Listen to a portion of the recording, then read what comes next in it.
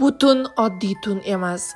Farishta ham, shayton ham bir sahnada, deydi amerikaliklar. Amerikada Halloween bayrami Rojdestvodan keyin eng keng nishonlanadigan va juda ko'p pul sarflaydigan bayramlardan biri hisoblanadi. Nima uchun oshqovoq va har xil qo'rqinchli ruh ko'rinishidagi qo'g'irchoqlar bilan bezatishini bilmoqchi bo'lsangiz, videoni oxirigacha ko'rsangiz bu haqda ma'lumot olasiz. Halloween bayrami 31-oktyabrdan 1-noyabrga o'tar kechasi nishonlanadi.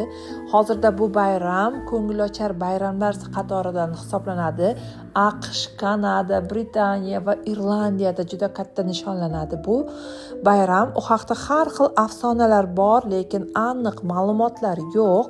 31-oktyabrdan 1-noyabrga o'tar kechasi ruhlar dunyosi bilan tiriklar dunyosi o'rtasida parda yupqalashadi va u ruhlar dunyosidagi ruhlar tiriklar dunyosiga tushib keladi degan afsonaga ular ishonishgan va ulardan o'zlarini himoya qilish uchun har xil maskalar kiyishgan va ruhlarni tinchitish uchun har xil taomlar oshqovoq nega Halloween bayramida muhim rol o'ynaydi degan savolga javob beradigan bo'lsak, Jek afsonasi bunga sabab bo'lgan. Jek degan odam bo'lgan, u shaytonni bir necha marta aldagani uchun vafot etgandan keyin jahannamga ham, jannatga ham kiritilmaydi va o'rtada arosatda qolib ketadi.